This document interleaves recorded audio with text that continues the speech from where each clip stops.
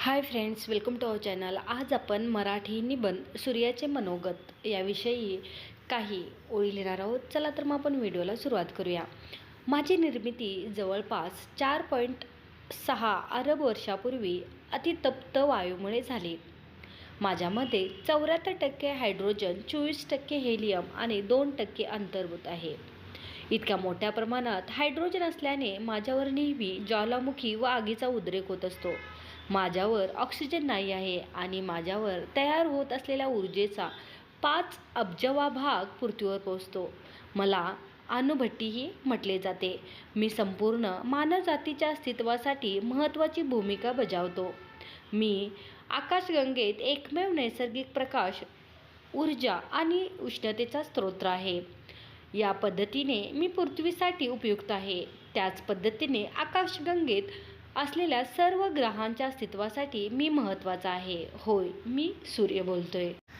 माझी ही किरणे पृथ्वीपर्यंत पोहोचतात कारण माझ्या प्रकाशाचा वेग हा तुमच्या पेट्रोल अथवा डिझेल घालून चालवण्या गाडीपेक्षा कितीतरी पट जास्त आहे. माझी सूर्यकिरणे प्रकाशाच्या रूपात पृथ्वीवर पोहोचतात. पृथ्वीवरील वनस्पती या किरणांचा वापर करून प्रकाश संश्लेषण क्रियेद्वारे स्वतःचे अन्न तयार करतात. यामधून वनस्पती, झाडे यांची वाढ होते. धार्मिक दृष्टीने पाहिले तर माझ्याबद्दल अनेक गोष्टी प्रचलित आहेत. काही लोक मला परमेश्वरप्रमाणे पूजतात. मला दररोज जल अर्पित करून धन्यवाद देतात. प्राचीन काळापासून माझी पूजा केली जात आहे. हिंदू धर्मात मला सूर्यदेव म्हटले जाते. माझ्याविषयी अनेक धार्मिक कथा प्रचलित आहेत. वैज्ञानिक दृष्टीने पाहिले तर मी पृथ्वीसाठी अतिशय महत्त्वाचा आहे. आज पृथ्वीवर माझ्या ऊर्जेचे अनेक उपयोग करून घेतले जात आहेत. माझ्या प्रकाशापासून वीज तयार केली जाते. डॉक्टर हाडांचे त्रास असणाऱ्या लोकांना माझ्या कोवळ्या प्रकाशात बसण्याचा सल्ला देतात.